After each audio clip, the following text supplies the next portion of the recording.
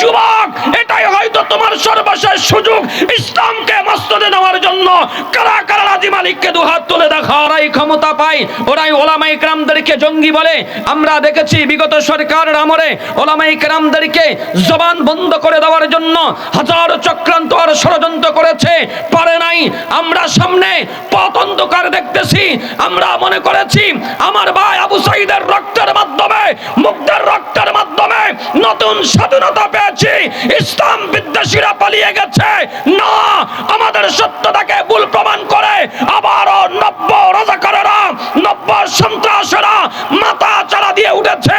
এদেরকে এখন থেকে ঐক্যবদ্ধ হয়ে এদের হাত ভেঙে গুঁড়া করে দিতে হবে। দরকার কথা কি না? ইসলামের বিরুদ্ধে কোন হাত উঠবে, ওই হাত থাকবে না। কোন জিব্বা উঠবে, জিব্বা কাইটা কুত্তাকে খাওয়াইয়া দিতে হবে। রাজি আছি তো ইনশাআল্লাহ? এখনো অনেক বহু দেরি, পথ লম্বা, এখনো ক্ষমতার মসনদ আসে নাই। ওলামায়ে কেরাম যখন এক টেবিলে বসতে শুরু করেছে, টুপিওয়ালা যখন এক টেবিলে চা খাইতে শুরু করেছে, এদের ঘুম হারাম হয়ে গেছে। জোরকন কথা ঠিক কি না? এক সময় এরাই বলতো হুজুররা এক হয় না, টুপিওয়ালা এক কম্বলের নিচে ঘুমাইতে পারে না, টুপিওয়ালা একসাথে বসতে পারে না। এখন যখন টুপিওয়ালারা এক হওয়া শুরু করছে, নাস্তিক বেঈমানদের কলিজায় আগুন ধরে গেছে। জোরকন কথা ঠিক কি না? সুতরাং মুসলমান ঐক্যবদ্ধ হতে হবে, কালিমার পতাকা উড্ডীন করতে হবে, ইসলামের পক্ষে সোচ্চার থাকতে হবে। সময় এসেছে এবার সংসদে যাবার, সময় এসেছে এবার সংসদে যাবার, শাপলা চত্বরের বদলা নেওয়ার। সময় এসেছে এবার সংসদে যাওয়ার, ইসলামী সব দলের ঐক্য হওয়ার। ঠিক কিনা ইনশাআল্লাহ? একটা সময় বলতো যারা হুজুর খায় না, ঐক্য হবার পরে এখন ঘুরায় মাথা।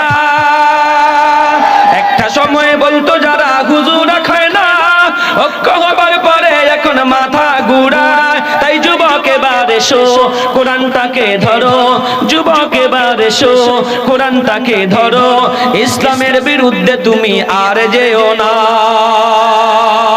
সময় এসেছে এবার, সময় এসেছে এবার সংসদে যাওয়ার, শাপলা চত্বরের বদলা নেওয়ার। ঠিক কিনা?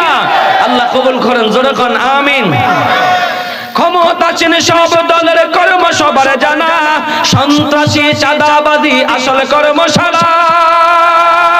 ক্ষমতাসীন সব দলের কর্ম সবার জানা, সন্ত্রাসী চাঁদাবাদী আসল কর্মশালা। যুবক বন্ধু সবাই ইসলামে বাড়া চায়, যুবক বৃদ্ধ সবাই ইসলামে বাড়া চাই, যুবক বৃদ্ধ সবাই ইসলামে বাড়া চাই। হেফাজত, খেলাফত, জামাত, জমিয়ত, চরমনাই এক হয়েছে এবার। সময় এসেছে এবার সংসদে যাওয়ার, কালিমার পতাকা উড্ডীন করার। আল্লাহ কবুল করেন। জোরে কোন আমিন। এ আমার সনখোলা এলাকার যুবক ভাই, ইসলামের বিরুদ্ধে আবু লাহাব যাওয়ার কারণে আল্লাহ আবু লাহাবের ব্যাপারে কোরআন আয়াত নাজিল করে কি বলে? তাব্বাত ইয়াদা আবি লাহাবি ওয়া তাব।